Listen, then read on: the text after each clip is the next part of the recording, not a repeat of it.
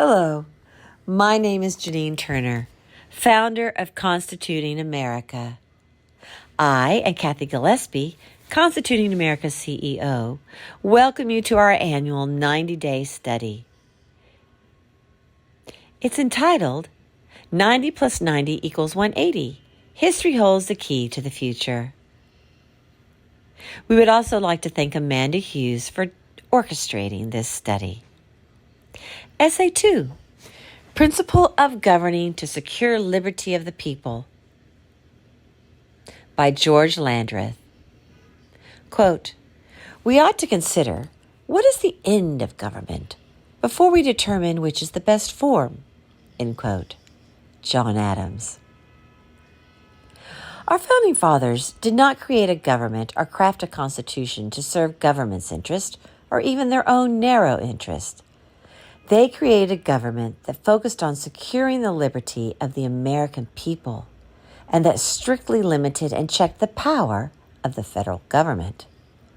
They had a great deal of experience with government that existed for the primary purpose of advancing the interest of those who already had tremendous political power.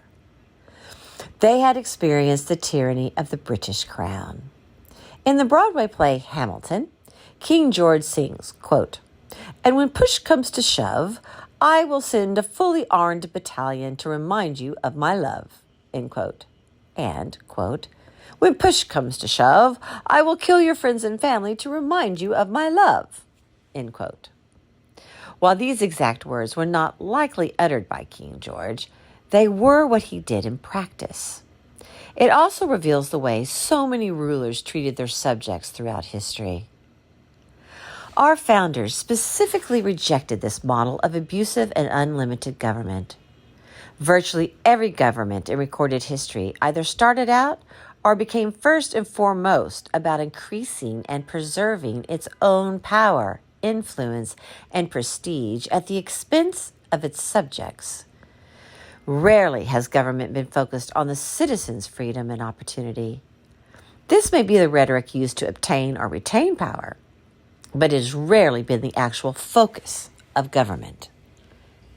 Every dictator in history has made promises of using the power that he sought for the benefit of the people, but virtually none of them have actually done it.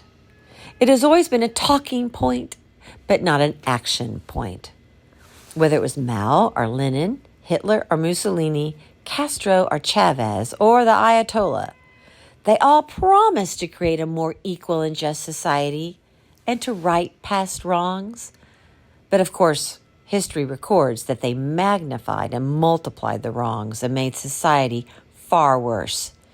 They created societies of increased brutality, misery, and poverty. In contrast, America's founders wrote a constitution that limited the power of government, even though they knew that they would likely be the early presidents, cabinet secretaries, congressmen, and senators. In other words, they wrote a constitution that limited their own power. That proves that they were not cut from the same cloth as most of the rulers we read about in history books. They formed a government designed to limit and check governmental power, but keep the people as free as possible from government's arbitrary edicts and mandates. Some argue that one of the weaknesses of our Constitution is that it is difficult and sometimes cumbersome to get things done. But that wasn't by accident. It was by design. Our founders understood that government's power to do evil and to compromise and abridge the natural rights of its citizens was far more significant than the likelihood that government power, if left unchecked, would be used to benefit the citizenry or preserve their freedoms. So our founders wisely placed limits on their own power. They did this because they wanted to create a society where the freedoms and the opportunities available to the citizenry were virtually unlimited. They did not see themselves as rulers and American citizens as their subjects. They saw themselves as having been temporarily entrusted with limited powers to govern, not rule. And they saw Americans as citizens, not subjects. George Washington, the president of the Constitutional Convention, where our Constitution was written, debated, and passed, and our nation's first president, refused to be called by the titles that many of the kings and powerful were called in Europe. He said no to being called His Highness, His Excellency, His Mightiness, His Elective Majesty, among others. He said his title should be Mr. President. At that time, those of power and wealth had titles: Lord, Duke, His Grace, etc. In contrast, a person of common station with no real societal power was simply referred to as Mr.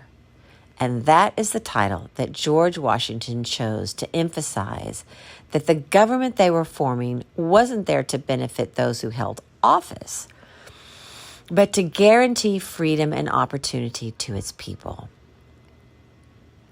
But it wasn't merely George Washington who rejected the historical political power model of Europe. The founders as a group wanted to build a society whose foundation included the principles of self-government.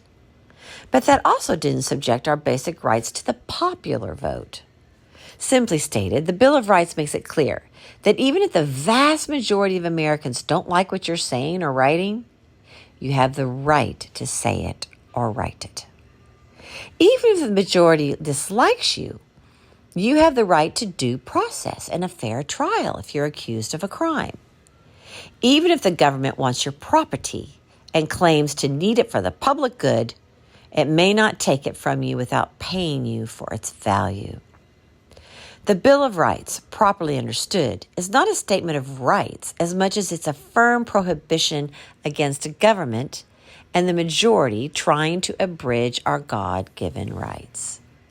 So our founders crafted a government designed to empower the people through majoritarian processes, but also protected our rights, placing them beyond the power of a popular vote or the power of government to abridge.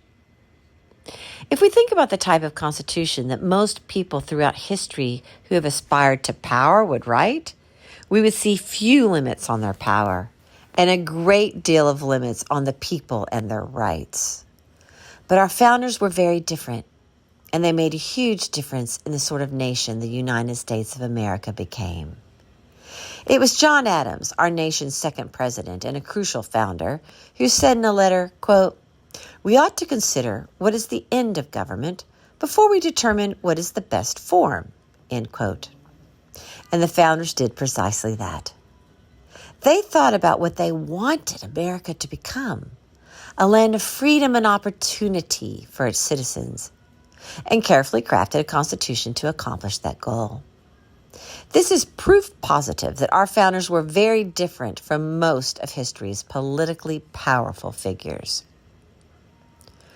Our founders understood the fundamental importance of limiting the power of government and leaving the people free to govern the details of their own lives.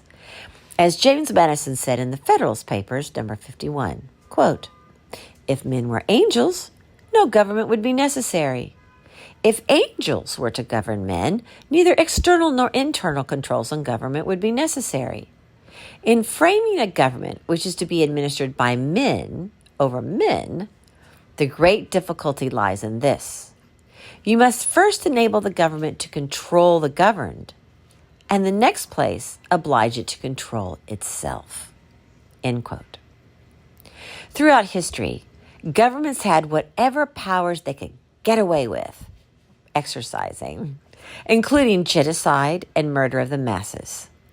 But our founders designed a government that would be the foundation for a civil society of order and peace. But anywhere beyond that, government was forced to limit itself and its actions. This has made all the difference and launched America to greatness. This approach made Americans the freest, most prosperous people in the world. People clamor to come to America from all over the globe because they see it as a shining city on a hill and a land of opportunity. When the power of the government is constitutionally limited, the freedoms and opportunities of the people are maximized, and the people thrive rather than merely survive. Our founders got it right. They didn't build a government to benefit themselves or make government all-powerful. They carefully crafted a constitution that made Americans free, protected their rights, and made opportunity a key feature of the nation.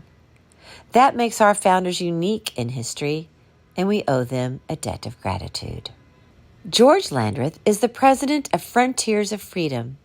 Frontiers of Freedom, founded in 1995 by U.S. Senator Malcolm Wallop, is an educational foundation whose mission is to promote the principles of individual freedom, peace through strength, limited government, free enterprise, free markets, and traditional American values as found in the Constitution and the Declaration of Independence. I thank you for joining me. Please spread the word about this wonderful study, and I look forward to sharing Essay 3 with you tomorrow.